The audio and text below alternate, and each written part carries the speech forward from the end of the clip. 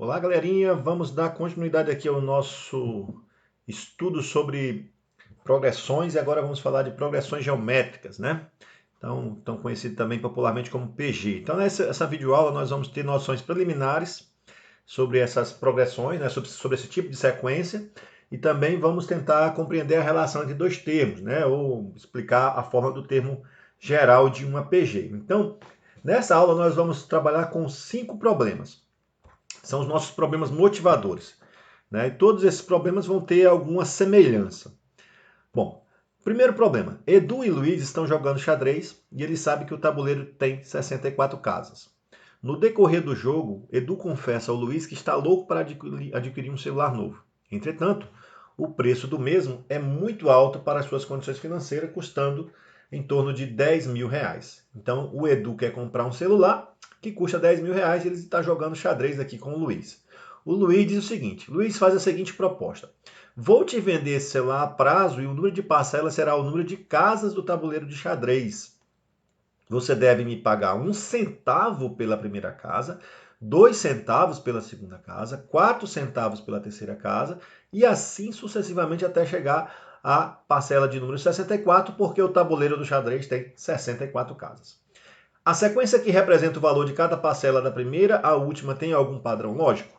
Tá certo? Então nós temos um problema aqui bem tranquilo, né? O Luiz vai vender um celular, o celular custa 10 mil reais e ele está cobrando apenas alguns centavos nas primeiras prestações. 1 centavo na primeira parcela, 2 centavos na segunda parcela, 4 centavos na terceira parcela, até chegar à última parcela, que é a parcela de número 64. Tem algum padrão nessa sequência? Vamos ver isso daqui a pouquinho. Problema 2. Uma população de bactérias tem uma taxa de crescimento de 20% a cada hora.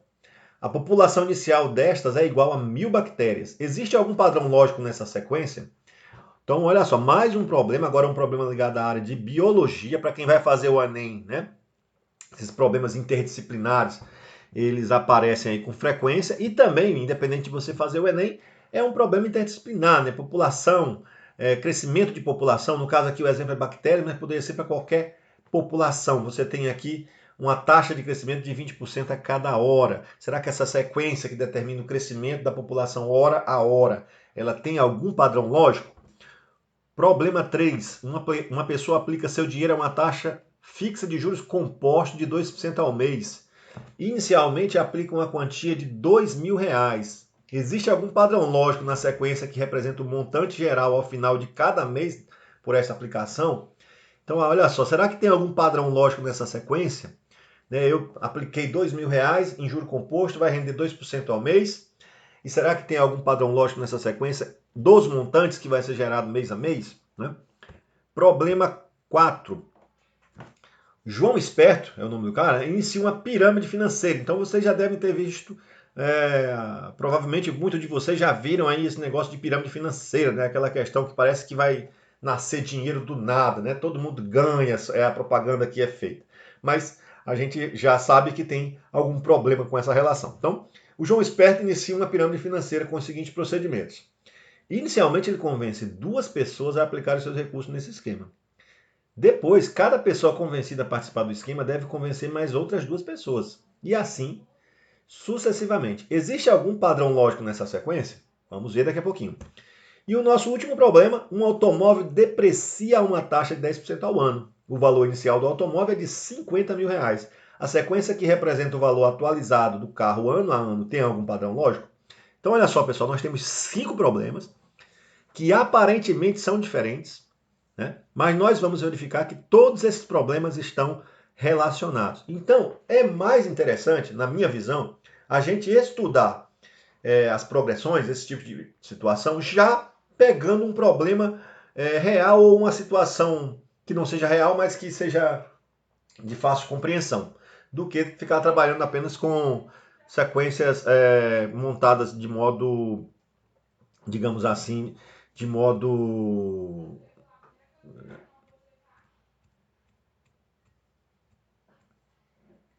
sequências que não representam nenhuma situação real.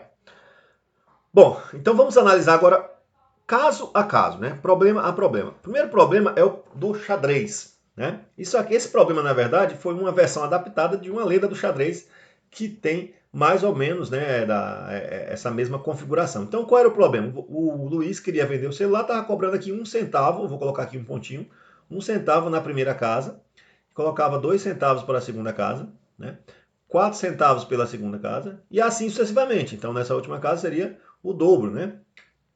4, 5, 6, 7, 8, e assim sucessivamente.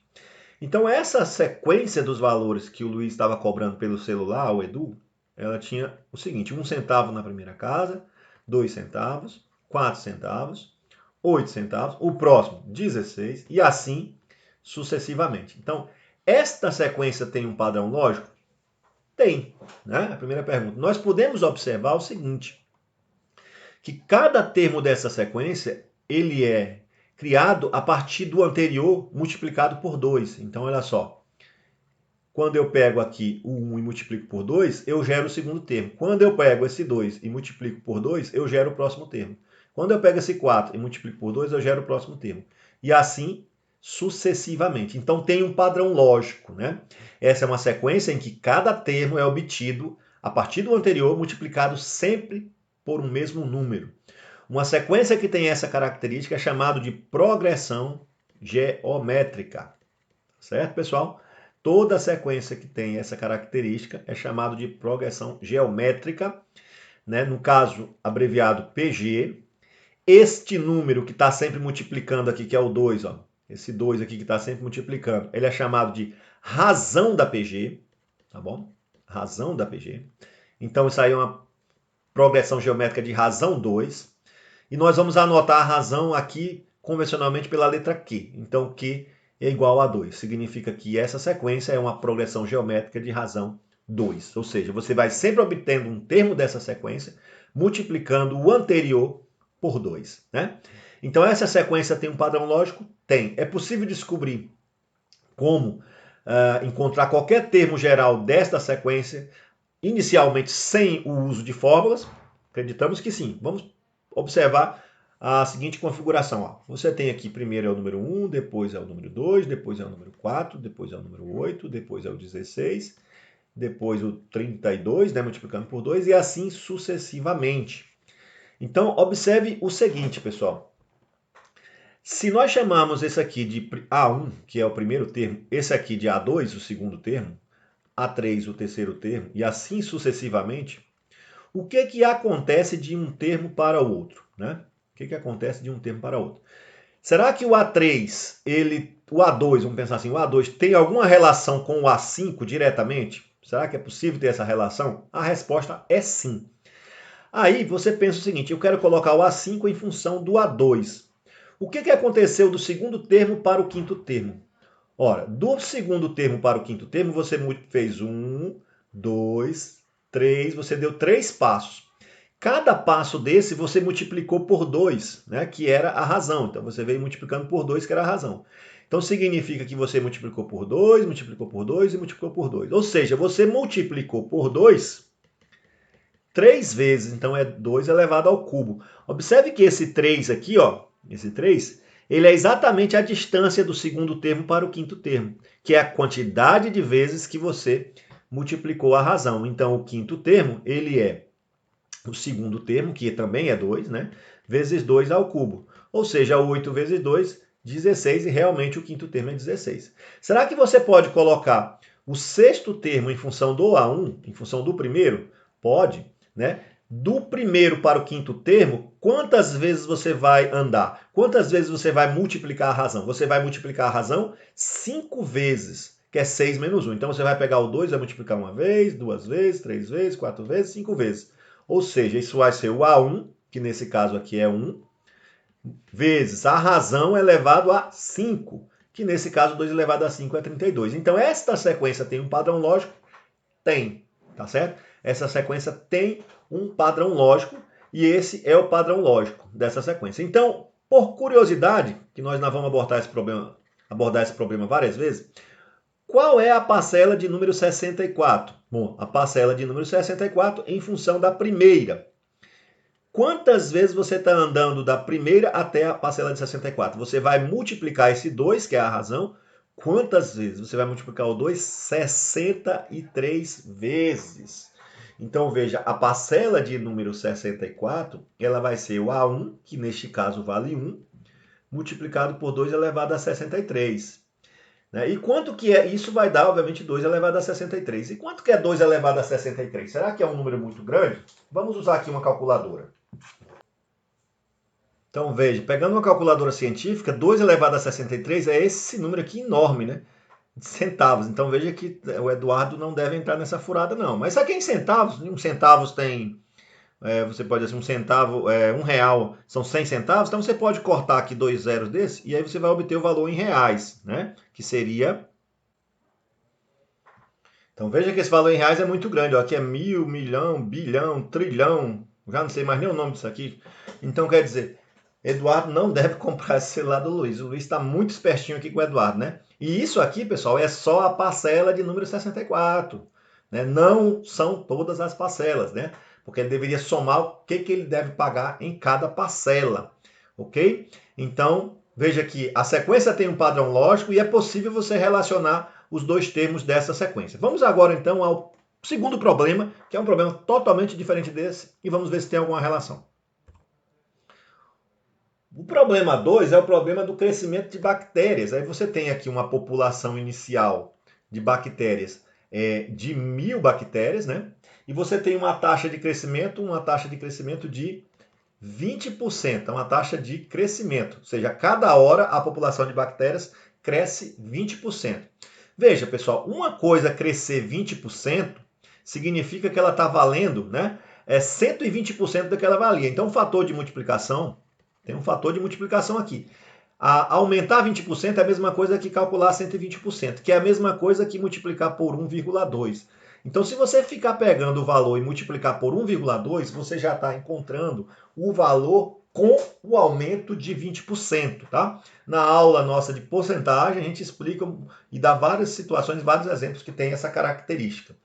Então, olha só como é que é essa sequência. Se eu pensar apenas da sequência que vai ser gerada a partir da primeira hora, né? A partir da primeira hora, eu vou ter o seguinte: a população inicial era de 1.000 e a partir da primeira hora eu vou ter 1.000 vezes, né? Vezes 1,2. Por quê? Porque quando eu multiplicar isso por 1,2, já vai me dar 1.200, que é o valor com um aumento de 20%. Na segunda hora, eu vou pegar esse valor da população que tinha anteriormente, porque essa população vai, né, se reproduzir, e nós vamos ter esse 1.000 vezes 1,2 multiplicado de novo por 1,2, porque ela vai aumentar 20% de novo sobre ela. Para terceiro, nós vamos ter o 1.000 vezes 1,2 vezes 1,2, que é o que você obteve anteriormente, e vai ser multiplicado de novo por 1,2 e assim sucessivamente.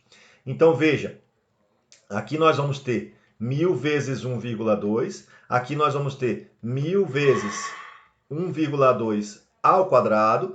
Aqui nós vamos ter 1.000 vezes 1,2 ao cubo. Então, tem um padrão lógico nessa sequência? Tem. Qual é? Você está sempre multiplicando pelo mesmo termo, tá certo? Para obter o próximo termo da sequência. Você está pegando o termo anterior e multiplicando sempre pelo mesmo para obter o seguinte, né?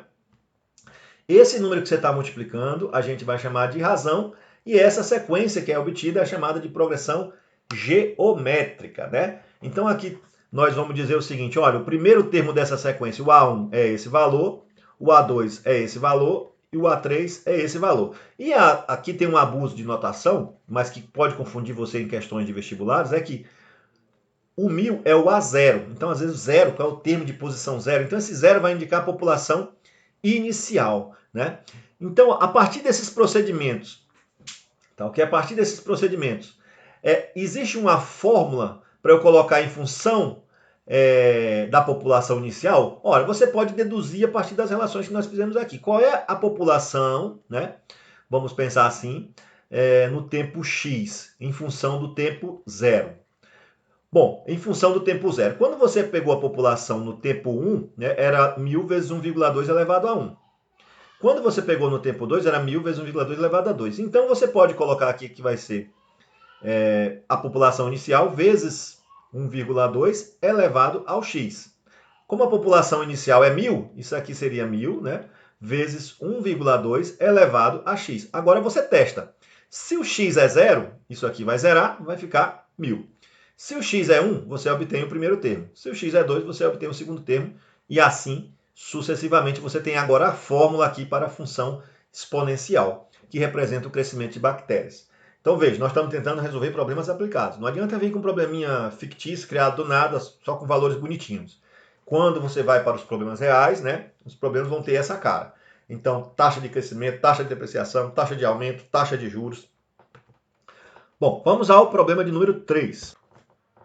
Bom, pessoal, vamos agora ao problema 3, que é um problema de juro composto, onde você tem um capital inicialmente aplicado, né, de R$1.000, e você deseja obter, né, o montante acumulado a cada mês a uma taxa de juros composto de 2% ao mês. Bom, o que é o juro composto? É aquele juro sobre juros, né? Você está sempre calculando a taxa de juros em cima de um capital que foi atualizado ao final de cada período. Então, você está sempre calculando em cima do montante do mês anterior. Além disso, os juros é um aumento, né? É um aumento de 2%. Então, uma coisa a aumentar 2% é ela está valendo 102% do que ela valia. O fator de multiplicação, então, aqui é 1,02. Significa que toda vez que você multiplica por 1,02, você já está encontrando essa coisa, esse objeto, com o valor atualizado de 2%. Então, vamos montar aqui a sequência. O capital inicial era 1.000, né? Então, qual é o montante ao final do primeiro mês? Você pegar esses 1.000 e multiplicar pelo fator de multiplicação, que é 1,02. Quando você faz isso, você já está encontrando a taxa com o aumento de 2%. Agora, pela lógica do juro composto, você pega o que você obteve de montante no mês anterior, que foi esse valor, e multiplica de novo por 1,02, que é para calcular de novo 2% sobre esse valor que foi atualizado. O montante ao final do terceiro mês vai ser exatamente essa sequência aqui de 1.000, vezes 1,02 vezes 1,02, só que multiplicado de novo por 1,02, porque toda hora você está atualizando, né? Você está calculando em cima do que era o mês anterior. Bom, então tem um padrão lógico essa sequência? Tem. Você está sempre multiplicando um termo pelo mesmo valor para obter o próximo.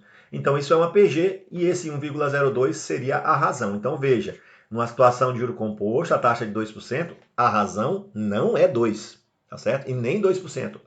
A razão é 1,02, que é o fator de multiplicação, tá bom? É o número que você está sempre multiplicando.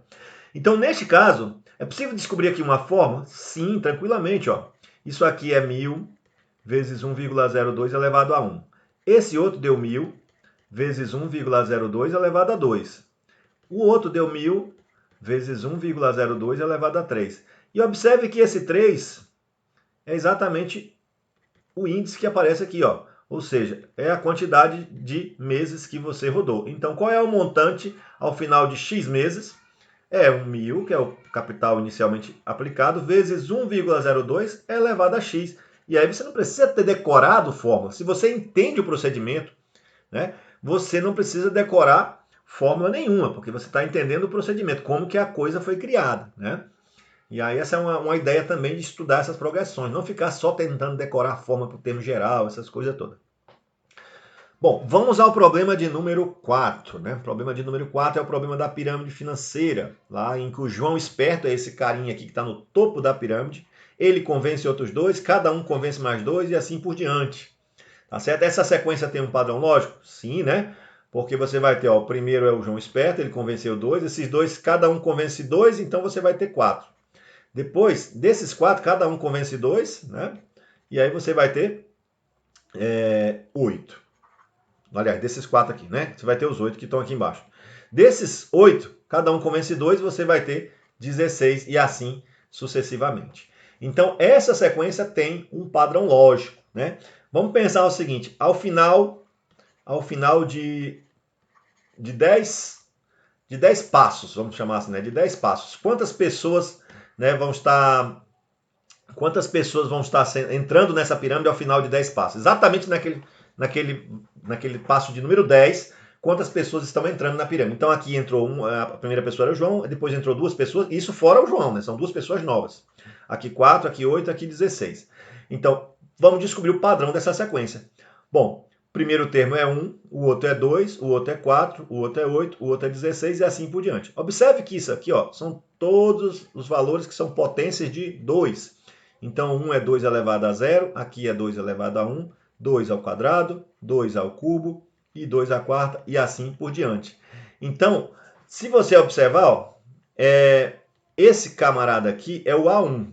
Esse de cá é o A2, está na segunda posição. O A3, o A4 e o A5. Então, se você observar, esse 4 aqui, ó, ele está sempre um a menos desse valor aqui. Ó. Aqui era 5, aqui era 4. Aqui era 3, aqui era 4. Então, se eu colocar com essa lógica, o AN, que seria o termo que está na posição N, ele seria igual ao A1 multiplicado pelo 2, quantas vezes? Né? O termo que está na posição vai ser multiplicado pelo 2 quantas vezes? Ora, n menos 1 vezes, que é exatamente daqui para cá. Ó, do 5 foi para o 4, do 4 foi para o 3 e assim por diante. Então, se eu pensar no A10 em função do A1, uma outra maneira de pensar isso. Do 1 para o 10, quantas vezes você andou? Você andou 9 vezes, né? Que é a diferença de 10 para 1. Você andou 9 vezes. Você andou 9 vezes multiplicando a razão. Né? Então é Q elevado a 9. Você pegou Q vezes Q vezes Q. Quantas vezes? Q elevado a 9.